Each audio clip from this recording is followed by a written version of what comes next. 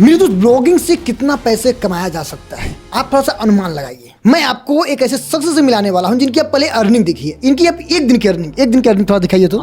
लीजिए भाई, live proof के साथ दिखा रहा हूँ। 49,000 है। तो ये आपकी कितने दिन की अर्निंग है भाई? एक दिन की है। ये कितनी वेबसाइट की है? एक वेबसाइट की है। केवल एक वेबसाइट की एक दिन की अर्निंग 49,000 रुपए। अब ये केवल अनुमान नहीं है या फिर कोई हवाई नहीं है, आपके यहाँ पर सब कुछ प्रूफ दिखाया जा रहा है, ठीक है। लेकिन उसके पीछे एक स्ट्रेटजी होती है ब्लॉगिंग से पैसा कमाने के लिए। तो अगर आप भी ब्लॉगिंग सीखना चाहते हो तब इस वीडियो को पूरा देखिएगा। और अगर आप शॉर्टकट पैसा कमाना चाहते हो, फिर बिना मेहनत का पैसा कमाना चाहते हो, तो ये वीडियो आपके लिए नहीं है, ठीक है। क्योंकि बिना मेहनत का पैसा कमाने का कोई भी गारंटी नहीं है, इस चीज को आप ध्यान रखिएगा। चलिए बताते हैं कि कैसे ये ब्लॉगिंग से अपनी लाइफ को चेंज किया। क्योंकि आपने पहली वीडियो में देखा था कि ये कहाँ से शुरू हुए, ठीक है, कैसे अपनी लाइफ को सक्सेस किया। इन तमाम चीज़ों को मैंने पहली वीडियो में दिखा दिया है, उस वीडियो का लिंक डिस्क्रिप्शन में जाकर जरूर देखिएगा। इसमें बात करेंगे टोटल ब्लॉगिंग से रिलेटेड कि ब्लॉगिंग कैसे स्टार्ट कर सकते हो, कैसे ट्रैफिक ला सकते हो और कैसे तमाम चीज़ें आप कर सकते हो ब्लॉगिंग के लिए, ठीक है। चलिए स्टार्ट करते हैं। भाई सबसे पहले आप अपने बारे में बताइए थोड़ा सा, जो नई ऑडियंस है उनके लिए थोड़ा सा इंट्रो दीजिए, क्योंकि आपको तो बहुत सारे लोग जानते भी हैं। हाँ, लेकिन है क्या कि पुरानी ऑडियंस हो गई तो कुछ लोग भूल गए होंगे और कुछ लोग नए होंगे। तो मेरा नाम हरी ब्लॉगर है, नाम तो कुछ और है लेकिन आइडेंटिटी मेरी हरी ब्लॉगर से है। तो सब मीडिया पे हरी ब्लॉगर के नाम से हाँ, तो जो आइडेंटिटी है भाई वही आइडेंटिटी है, हरी ब्लॉगर ही आइडेंटिटी है मेरी। तो बात करते हैं ब्लॉगिंग से रिलेटेड। ये ब्लॉगिंग करते हुए आपको टोटल कितने साल हो गए? मैं 2021 से स्टार्ट किया था ब्लॉगिंग को। अच्छा, आपका एक यूट्यूब चैनल था स्टडी नंबर 1। हाँ। शुरू आपने यूट्यूब से किया था। हाँ। उसके बाद ये शिफ्ट हो गए ब्लॉगिंग में और ब्लॉगिंग में इन्होंने धमाल मचा दिया। तो थोड़ा सा वो जर्नी बताइए कि यूट्यूब छोड़कर ब्लॉगिंग में आने का क्या रीजन था, कैसे पता चला? जैसे था क्या ना कि मैं एक बार यूट्यूब कर रहा था, 1 लाख सब्सक्राइबर भी हो गए थे, लेकिन एक मेरा ही सब्सक्राइबर ही मेरे को कॉल किया तो बोला कि भाई मैं 1 महीने में मैं 2.5 लाख रुपए कमा लिया। और उसमें आईपीएल का सीजन था, इसमें जैसे आईपीएल का सीजन है, आईपीएल का सीजन था तो उसमें आईपीएल से कमा लिया। मैं बड़ा शौक हो गया भाई कि यार कि मैं इतना मेहनत करके इतना दिन में इतने रुपये कमाया हूँ और 1 महीने में बना लिया। तभी से क्रेज मतलब कि दिमाग में चढ़ गया कि भाई मेरे को करना है तो करना है। लेकिन उसमें एग्ज़ाम की तैयारी कर रहे थे तो फिर नहीं कर पा रहे थे, लेकिन फिर भी धीरे धीरे करके सीखते करने लगे। फिर अब देखिए ब्लॉगिंग कैसे स्टार्ट किया जा सकता है, तमाम चीज़ों के बारे में बात करेंगे, लेकिन थोड़ा सा आप ये बताइए, अभी आपकी एज कितनी है? एज है 27। तो 23 साल की उम्र है इनकी। और आप ग्रेजुएशन भी किए थे ना, ग्रेजुएशन कर चुके थे ना आप शायद जब ये शुरू किए थे तो? हाँ, ग्रेजुएशन फाइनल है। अब देखिए ये एक चीज़ मैं बताता हूँ आपको, यूट्यूब पे जब ये शुरू किए थे ना तो इनके पास ठीक से बैकग्राउंड तक नहीं था, मतलब कि मिट्टी का घर था। और उतने टाइम 1-1.5 लाख सब्सक्राइबर हुआ तो मैंने इनके ऊपर वीडियो बनाई थी। तब मेरे चैनल पे साथ 5,000 या फिर 2,000 से सब्सक्राइबर था, ऐसे समथिंग 5,000 के समथिंग थे। तो ये मेरे लिए खुद एक मोटिवेशन के तौर पे थे कि यार वो बंदे ने कच्चे घर में रहकर, मैं मिट्टी का घर रखकर 1.5 लाख सब्सक्राइबर बना लिए हैं। तो मेरे लिए खुद इंस्पिरेशनल थे। लेकिन कहते हैं कि जब एक सब्सक्राइबर आए हैं, सब्सक्राइबर ने बताया कि यार ब्लॉगिंग से पैसे कमाए, ऐसा हमको सब्सक्राइबर नहीं मिल रहे हैं यार, कोई बताए। होता है ना यार कि करना चाहिए, बस चीज़ें थी वहाँ पर भी अच्छा था, ऐसी बात नहीं, खराब नहीं है, यूट्यूब भी बेस्ट है यार। लेकिन होता है कि किसी माइंड में कौन सा बातें ट्रिगर कर जाए यार, कि मैं वहाँ पर ज़्यादा मेहनत कर रहा था, मेरे को लगा कि यार मैं इससे ज़्यादा इधर भी कर सकता हूँ, तो मैंने इधर लग गया। बाकी यूट्यूब से भी मैंने बढ़िया कमाया, लेकिन मेरे को ज़्यादा आसान इधर लगने लगा तो मैं स्विच हो गया। अब मैं आपको शॉर्ट में बताता हूँ भाई, इन्होंने शुरू किया था जीरो से, आज इनके पास खुद का बहुत बड़ा सा घर है गाँव में। क्योंकि जिस गाँव में है वहाँ पर मैंने देखा बहुत छोटे छोटे घर हैं और इनका एक ऐसा घर है, मतलब लग रहा है जैसे कालीन भैया की हवेली। पहली चीज़। दूसरी चीज़ ये है कि इन्होंने स्कॉर्पियो यन खरीदा, ठीक है। आपके गांव में शायद स्कॉर्पियो यन पहली आपकी है कि या फिर किसी और की है? नहीं, स्कॉर्पियो यन तो हमारे जानने में नहीं, इलाके में नहीं है। बाकी किसी को होगी तो मेरे को आइडिया नहीं, लेकिन मेरे जानने में हमारे क्षेत्र में नहीं है। तो इन्होंने स्कॉर्पियो यन खरीदा, घर बनवाया और काफ़ी जगह इन्होंने हर जगह इन्वेस्ट किया इन्होंने, ठीक है। रियल एस्टेट में भी इन्वेस्ट किया। अब बात करते हैं ब्लॉगिंग स्टार्ट कैसे किया जाए, क्योंकि बहुत सारे लोगों के दिमाग में रहता है ब्लॉगिंग एक हवा है, ठीक है। और सबसे बड़ी चीज़ लोगों को लगता है यार ब्लॉगिंग तो खत्म हो गया है, कौन ज़्यादा सर्च करने, लेकिन जाते हैं लोग जब एक्स्ट्रा दिमाग लगाएंगे तब। तो सारा गुड़ा गणित मैं इस वीडियो में बताऊंगा। चलिए स्टार्ट करते हैं। ब्लॉगिंग है क्या, पहले ब्लॉगिंग की इंट्रो आप बताइए। तो आप ब्लॉगिंग है सिंपल है क्या कि आप लोग अभी तक कुछ लोग समझ रहे होंगे जो यूट्यूबर होंगे, ब्लॉगिंग मतलब वी फार मतलब जो वीडियो और क्रिएशन वाला होता है उसको समझ रहे होंगे, तो वो एक्चुअल में नहीं है। ब्लॉगिंग ये वेबसाइट वाला है। ब्लॉगिंग यानी वेबसाइट पर आर्टिकल वगैरह लिखना होता है। जैसे कि यूट्यूब पर हम कोई नॉलेज का शेयर कर रहे हैं, जैसे यहाँ पर ये ट्यूटोरियल हम बता रहे हैं कि हाउ टू स्टार्ट ब्लॉग, कैसे ब्लॉग को स्टार्ट करें, तो हम यूट्यूब पर आकर जानकारी दे रहे हैं। ऐसे ही ब्लॉगिंग में होता है क्या कि हम वेबसाइट यानी वेबसाइट बनाते हैं, वेबसाइट बनाने के पश्चात में गूगल पर कोई सर्च करता है, सर्च करने के पश्चात हमारी वेबसाइट पर जाता है, कंटेंट को रीड करता है, तो वहाँ पर ऐड चलते रहते हैं, तो वहाँ पर अच्छी खासी कमाई होती है। अच्छा, एक चीज़ बताइए, ब्लॉगिंग कैसे स्टार्ट करते हैं? जैसे बहुत सारे लोग कहते हैं यार किस कैटेगरी में ब्लॉगिंग स्टार्ट करें, ठीक है। अभी क्योंकि बहुत सारे लोग ब्लॉगर बन गए हैं और लोग दिक्कत ये होती है नए ब्लॉगर को यार किस कैटेगरी में स्टार्ट करें, भी ट्रेंड क्या चला, कौन सा टॉपिक पे नहीं स्टार्ट करना चाहिए? देखिए है क्या कि चाहे ब्लॉगिंग हो चाहे यूट्यूब हो, जिसकी जहाँ पर एक्सपर्टीज होती है वही चीज़ स्टार्ट करें तो ज़्यादा बेस्ट होता है। लेकिन फिर भी होता है क्या कि कौन सा ट्रेंडिंग टॉपिक चल रहा है, कौन सा चीज़ें अच्छी खासी चल रही हैं, उसको पकड़ा जाता है तो ज़्यादा अच्छा खासा रिस्पॉन्स आता है। यदि मान लेते आपको फाइनेंस का नॉलेज है, आपको एजुकेशन में स्टार्ट करवा दीजिए तो आप नहीं सक्सेस हो पाएंगे, क्योंकि आपको नॉलेज ही नहीं है। लेकिन होता है क्या कि आपको 2-3 चीज़ का नॉलेज होता है तो ऑप्शन मिल जाता है कि भाई अच्छा इसको भी कर सकते हैं, इसको भी कर सकते हैं, हमें इसमें भी एक्सपर्टीज हो, उसको भी इसमें भी एक्सपर्टीज हो, तो उसमें से आप एक चीज़ को डिसाइड कर सकते हैं। हालांकि चलने के लिए तो अभी बात की जाए कौन सा टॉपिक पर, तो एजुकेशन भी बढ़िया चल रहा है, जॉब योजना हो गया, न्यूज़ भी काफ़ी अच्छा खासा चल रही है अभी प्रेजेंट टाइम में, और टेक वगैरह चल रही है। तो हालांकि टेक में थोड़ा सा डाउन की तरफ चल रहा है, लेकिन सबसे ज़्यादा न्यूज़ वाला और एजुकेशन वाला चल रहा है। अच्छा, ये 2 फील्ड में ज़्यादा भी ट्रैफिक है अभी। हाँ, क्योंकि अभी ये हमेशा चलने वाला न्यूज़ कोई भी है तो मान लो ChatGPT से नहीं पूछता, न्यूज़ हमेशा गूगल से पूछते हैं। आज भी एक कोई भी न्यूज़ निकल गया तो लोग ChatGPT से ज़्यादा पहले गूगल पे जाएंगे, क्योंकि गूगल पे रहता है ट्रस्टेड वेबसाइट्स हैं, जैसे इंडिया की न्यूज़ हैं और सारी चीज़ें मिल जाती हैं उस पर। तो ये सब कैटेगरी का भी डिमांड न्यूज़ पे है। ठीक है, चलिए अच्छा अब बात करते हैं मेन एक बेसिक चीज़ बताइए कि कैसे ब्लॉगिंग को स्टार्ट कर सकता है। जैसे मान लीजिए कि बस लैपटॉप नहीं है किसी के पास, मोबाइल से वो करना चाहता है, तो कैसे स्टार्ट कर सकता है? मोबाइल हो, देखिए है क्या कि 2 पहलू होते हैं, मोबाइल से भी कर सकते हैं, हमने भी मोबाइल से स्टार्ट किया था। लेकिन यदि मोबाइल से कर दिया जाए कि नहीं आप मोबाइल से बहुत बढ़िया कर सकते हैं, तो वो थोड़ा सा अतिशयोक्ति होगी, जो बात है रियलिटी है। लेकिन स्टार्ट आप कर सकते हैं मोबाइल से, पैसा कमाने के पश्चात लैपटॉप ले सकते हैं। यदि कंपेयर दोनों का किया जाए तो लैपटॉप से ज़्यादा ईजी होता है कोई भी काम करने में, हैंडल करने में। लेकिन आप मोबाइल से भी करना चाहते हैं तो ईजिली कर सकते हैं मोबाइल से भी। चलिए अच्छा अब बात करते हैं एक चीज़ ब्लॉगिंग से रिलेटेड। हमारी ऑडियंस को एक पहली अफवाह पड़ी हुई है अभी, क्या जब से ChatGPT आया है, जब से AI आया है, तब से ट्रैफिक नहीं जा रहा है। ठीक है, वेबसाइट पे ट्रैफिक नहीं जा रहा है, तो उन ट्रैफिक्स को लाने के लिए क्या क्या प्रोसेस है? देखिए है क्या, ट्रैफिक के लिए तो भाई एक गूगल तो है ही, डिस्कवर हो गया, सर्च हो गया।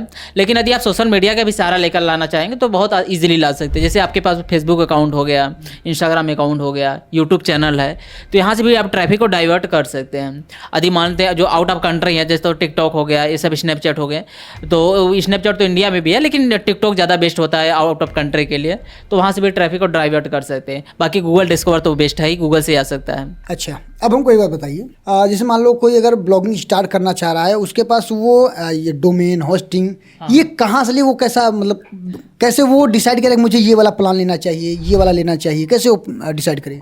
देखिए है क्या, डोमेन और होस्टिंग देखिए फ्री में भी स्टार्ट हो सकता है। यदि जो भी फ्री में स्टार्ट करना चाहते हो तो फ्री में भी स्टार्ट कर सकते हैं। लेकिन यदि आप वर्डप्रेस पर बनाना चाहते हैं तो वर्डप्रेस पर भी बन सकता है, दोनों तरीका है। लेकिन यदि जो एकदम बिगिनियर होगा, शुरुआत होगा, तो आप लोग फ्री से ही स्टार्ट कर लीजिएगा।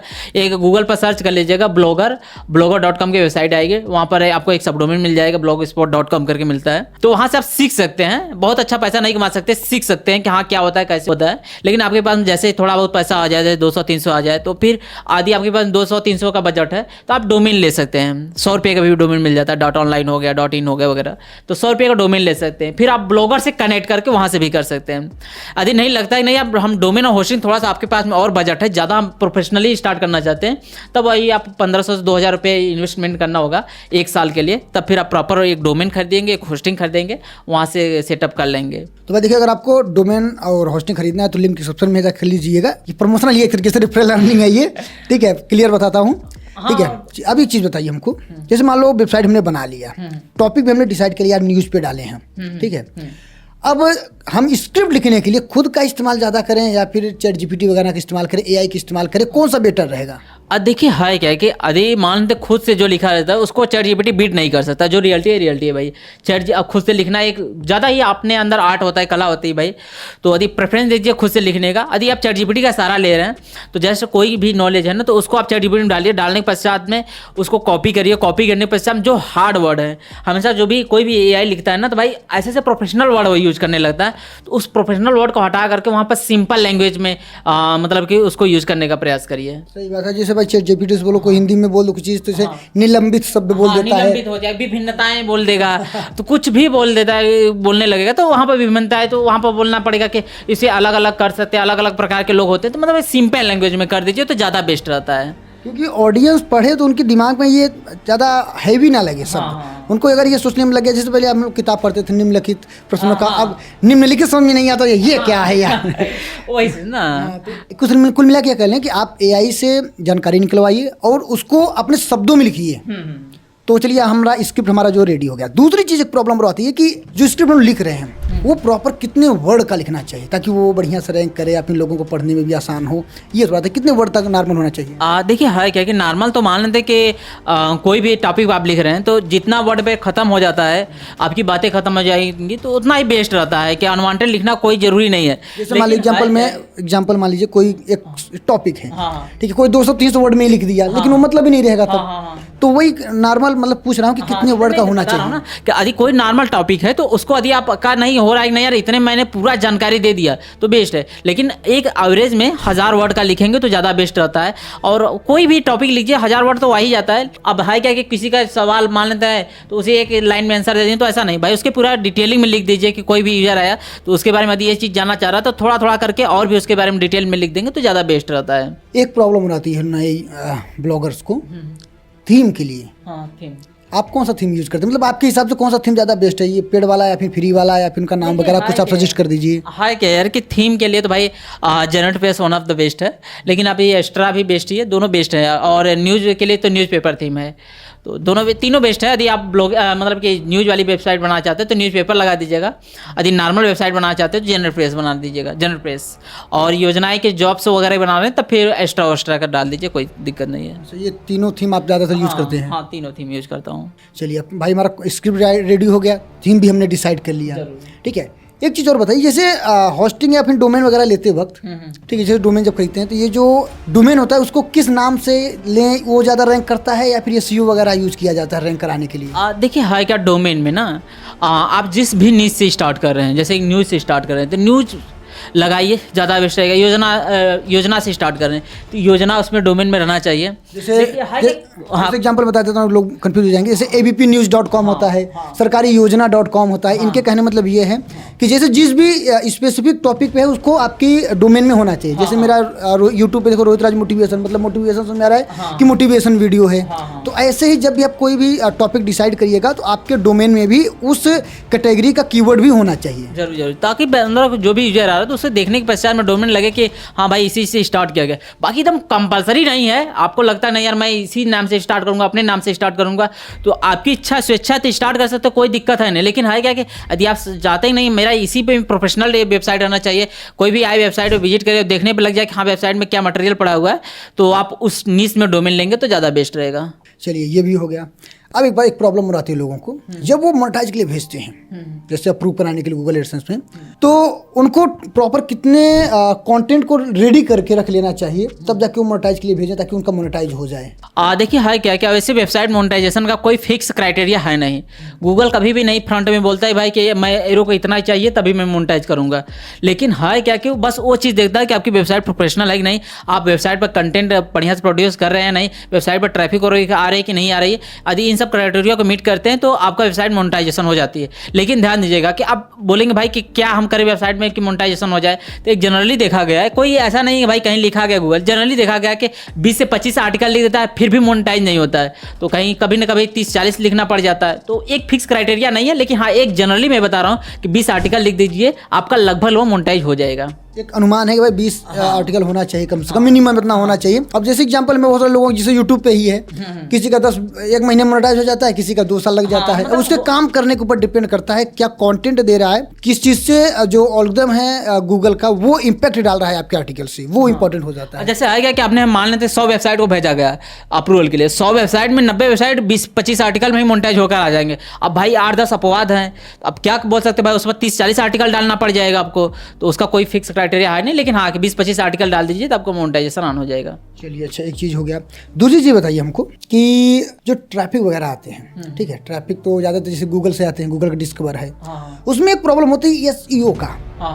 और बहुत सारे लोग कहते हैं SEO देखिए जो एक्सपर्ट हो गया वो अच्छा खासा रैंक, जैसे भी एक देखिए विकास SEO हैं, ठीक है, वो हाँ अभी उनकी वीडियो पड़ी हुई है, जाके देख लीजिएगा, उनका लिंक डिस्क्रिप्शन में है।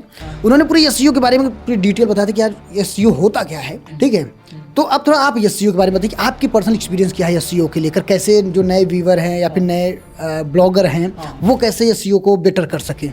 देखिए है क्या, एसईओ करने के लिए तो भाई देखिए आपका इंटेंट क्या है। पहली बात तो एसईओ करने के लिए दो तरीके होते हैं। मान लेते हैं कि कोई स्पेसिफिक कीवर्ड पर आप रैंक करना चाहते हैं तो आप इस एसईओ करिए, लेकिन आज के समय में गूगल बहुत ज़्यादा फ्लैक्चुएशन कर रहा है, तो मैं तो यही रिकमेंड करूंगा कि आप एसईओ करिए, लेकिन है क्या कि उतना ही करिए कि बहुत ज़्यादा उसमें लामझाम मत करिए। बस आप फोकस करिए डिस्कवर पर आपका साइट चलने लगी, बस आपका टाइटल कैची होना चाहिए। और सेकेंड पॉइंट कि आप सोशल मीडिया पर मतलब फोकस करिए, जैसे यूट्यूब वगैरह हो गया, फेसबुक वगैरह हो गया, तो यहाँ पर थोड़ा सा फोकस करिए, वहाँ से ट्रैफिक डाइवर्ट करने का प्रयास करिए। बाकी एसईओ भी कर सकते हैं। एसईओ आप ऑटोमेटिक धीरे धीरे करते करते सीख जाएंगे। आपको टाइटल कैसे लिखना है, जैसे 100 वर्ड का टाइटल होता है तो उसमें से 60-70 वर्ड ही डालिए टाइटल में।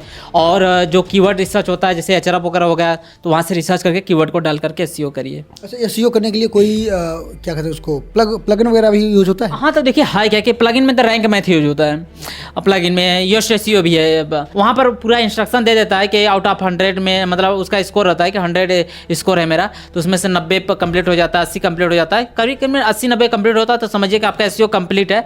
लेकिन है क्या कि मैं इस पर बहुत ज़्यादा बिलीव नहीं करता एसईओ के लिए। वो गूगल को ऐसा नहीं सिग्नल देता है भाई कि मेरे को 100 रैंक मिल गया तो मैं आपको फर्स्ट पेज पर रैंक करूँगा, ऐसा होता नहीं है। उसको बस 100 करने के लिए कुछ भी इमेज उसमें डाल दीजिए, कुछ भी बस टाइटल को उठा के 75 जगह पटक दीजिए और देखिए उसका 100% एसईओ दिखाने लगेगा। वो होता नहीं। हाँ, एक अनुमानित दिया जाता है कि भाई कि ऐसा करेंगे तो आपका एसईओ एकदम पूरा परफेक्ट बैठेगा। सही वजह से टीचर आपको स्कूल में नंबर देते थे, लेकिन आपकी जिंदगी डिसाइड नहीं करते कि भाई आप पैसा कमाओगे कि नहीं कमाओगे, तुम कम नंबर लाए हो। अब मान लेते जैसे VidIQ है, अब VidIQ क्या बता रहा है भाई कि VidIQ में बोल देगा भाई वही टाइटल को उठा करके डिस्क्रिप्शन पटको, वही डिस्क्रिप्शन को उठा कर टैग में पटक दो। हाँ, तो वो बोल देगा भाई आपका एसईओ हो गया कंप्लीट, जैसे यूट्यूब में हो गया एसईओ हो गया। तो जैसे कि ये यूट्यूब चैनल के लिए VidIQ है, जैसे और कौन सा एक और 2-3 है नाम, ट्यूबबडी है, ट्यूबबडी हो गए, काम करते हैं उसी तरीके समझिए कि योस्ट एसईओ प्लगइन वेबसाइट के लिए है। यदि ऐसा समझाएगा कि VidIQ कुछ भी इम्पैक्ट नहीं डालता है यूट्यूब चैनल पर, तो ऐसा समझिए कि एसईओ भी कुछ इम्पैक्ट नहीं डालता है डायरेक्टली, लेकिन है क्या इनडायरेक्टली भाई आपको बस प्रमोट करता है जो न्यू बिगिनर रहते हैं। अच्छा, मेरे दिमाग में एक चीज़ और आ रहा है कि ये जो पोस्ट है, हाँ, जैसे कुछ लोग कहते हैं यार अगर कम पोस्ट है, मान लो ये नया हमने बनाया वेबसाइट, ठीक है, 2-3 ही पोस्ट है, और मेरी पोस्ट पे मेहनत है, बढ़िया से हमने किया है काम, जैसे आपने बताया उस हिसाब से किया, क्या वो रैंक हो सकती है या फिर जितना पुराना वेबसाइट होता है वो ज़्यादा रैंक करती है? आज देखिए है क्या कि वेबसाइट आपकी अच्छी होनी चाहिए और कंटेंट अप्रोच उस पर अच्छी होनी चाहिए। हाँ, इस प्रायोरिटी गूगल जो पुरानी वेबसाइट होती है उसको ज़्यादा देता है, लेकिन आपके कंटेंट में दम रहेगा। जो पुरानी वेबसाइट उस पर कंटेंट पढ़िए, अच्छे से देखिए, उससे बेटर आप लिख देंगे तो आपका जनरल सी बात है कि ऊपर गूगल करने का प्रयास करेगा और गूगल रैंक करने लगता है। तो आपके वेबसाइट पर अथॉरिटी कितनी बन रही है वो मैटर करता है कि आप कितना अच्छा कंटेंट प्रोड्यूस कर पा रहे हैं, उसके हिसाब से गूगल आपको रैंकिंग देने लगता है। जैसे मान लो ब्लॉगिंग पे 1000 व्यूज आया, जैसे मान लो यूट्यूब पे अगर 1000 व्यूज आया तो उसका एक RPM डिसाइड होता है भाई $1, $50, ठीक है। अगर रुपया मैं बात करूँ तो 20 रुपये, जैसे ब्लॉगिंग जो व्लॉगिंग यानी वी सौरभ जोशी वाला वो ब्लॉगिंग करते हैं नॉर्मल 20 से 25 रुपये का RPM। टेक वालों का 30 से 35 रुपये 40 रुपये का RPM। अर्निंग या फाइनेंस रिलेटेड जो वीडियो बनाता है यूट्यूब पे उसका अच्छा खासा रैंक देता है, RPM देता है, 405 रुपये तक RPM दिया है, ठीक है। तो ऐसे ही क्या ये ब्लॉगिंग में भी है कि एक अलग अलग कैटेगरी पे अलग अलग RPM है या फिर सबका फिक्स है इस पे? नहीं, सबका अलग अलग भाई। यदि न्यूज़ पर है तो उस पर कुछ और मिलेगा RPM, योजना पर है तो कुछ और पर उस पर मिलेगा, जॉब वेबसाइट है तो उस पर कुछ और मिलेगा। अलग अलग कैटेगरी पर अलग अलग RPM चलेंगे। एक एवरेज RPM कितना होता है? जैसे अभी यूट्यूब का एक एवरेज RPM है 25 से 30 रुपये। हाँ, 25 से 30 रुपये। तो इस पे कितना है? देखिए है कि यूट्यूब पर 25 से 30 रुपये, लेकिन वो टॉपिक डिपेंड कर रहा है ना कि वही एक नॉर्मल जैसे इंटरटेनमेंट पर्पस हो गया, एंटरटेनमेंट वाले 25 से 30 रुपये, तो उसमें भी रहेगा क्या कि वही $2 से $3 रहेगा। न्यूज़ वगैरह में $2 रहेगा, $2 तो मिनिमम रहेगा। जैसे मान लीजिए माल फाइनेंस से रिलेटेड मैंने एक वीडियो बनाया कि कैसे कोई ऑनलाइन पैसा कमा सकता है, ठीक है। उस पर मैंने एक वीडियो बनाया, उस पर 1000 व्यूज आया। ऑनलाइन पैसा कैसे कमा सकता है, मैंने एक ब्लॉग लिखा, पोस्ट डाला, उस पर 1000 रीच गई, ऑडियंस गई। तो अब इन दोनों में सेम कैटेगरी है, लेकिन अब अर्निंग का कितना डिफरेंट होगा, क्योंकि आप यूट्यूब पे भी काम कर चुके हो और ब्लॉगिंग पे तो छाप ही रहे हो, तो आप अपनी एक्सपीरियंस बताइए। देखिए है क्या कि यूट्यूब पर हमें लगता है कि RPM पर आपका अलग अलग निश होता है, लेकिन इस पर देखेंगे तो लगभग $0.80 से लेकर के $1 का मिल जाएगा। यदि मेक मनी ऑनलाइन पर है, टॉपिक पर वीडियोस है, इतना मिल जाएगा, खूब आराम से मिल जाएगा। कभी कभी हो सकता है थोड़ा सा कम मिले, लेकिन वेबसाइट पर वही चक्कर में मेक मनी पर है तो $8 से $9 मिल जाएगा। मतलब 8 से 9 गुना ज्यादा अर्निंग का, इतना खूब इजीली मिल जाएगा। 8-9 गुना तो होता ही होता है। सही बात है यार, बंद करो यार यूट्यूब तो ब्लॉगिंग शुरू करो। भाई क्या कि अब बता रहा हूँ कि थोड़ा सा वेबसाइट पर अब भाई के $809 मैंने भी देख करके ही आया था एक्चुअल में कि मैं यार यूट्यूब पर इतना व्यूज ला रहा हूँ, इतना कम बना रहा हूँ, लेकिन यहाँ पर भाई कि इतनी कम व्यूज पर इतना अर्निंग बन रहा है, तो बस इसी को देख कर आया था और बेस्ट चला। लेकिन है क्या कि थोड़ा सा यूट्यूब पर वेबसाइट पर ट्रैफिक लाना माइंड का खेल होता है, क्योंकि यहाँ पर कंटेंट पर दम होता है, कंटेंट लिखना होता है, वो चीज़ होता है। जैसे है क्या कि अब मान लें यूट्यूब पर देखेंगे कोई भी वायरल हो जाता है, मतलब कि हालांकि जो प्रोफेशनल वीडियो बनाते हैं उनको जल्दी नहीं वायरल होंगे, लेकिन लंजू फंजू देखेंगे वायरल हो जाएंगे। लेकिन वही वेबसाइट पर लंजू फंजू वाले नहीं टिकेंगे, प्रोफेशनल जो होंगे वही टिक पाएंगे वेबसाइट पर। सही बात है। ज्ञान देने वाले आपको चौराहे भी मिल जाएंगे, 5 रुपए के चाय पीते हुए। एक ज्ञानी किताब लिखेगा, आपसे 200 रुपये लेगा किताब लिखने, क्योंकि उसमें स्ट्रगल दिया है। और एक चाय पीता हुआ आदमी जेब में 10 रुपये नहीं है, लेकिन आपको 10 लाख कमाने का प्रॉफिट बताता है। चाय पे दुकानदार चौराहे भी मिलते रहे, तो सेम इतना ही डिफरेंट होता है यूट्यूबर और ब्लॉगिंग में, उसमें मेहनत लगता है। ठीक है, क्योंकि भाई आदमी सोच रहा है, लिख रहा है, उसमें बहुत सारी चीज़ें होती हैं।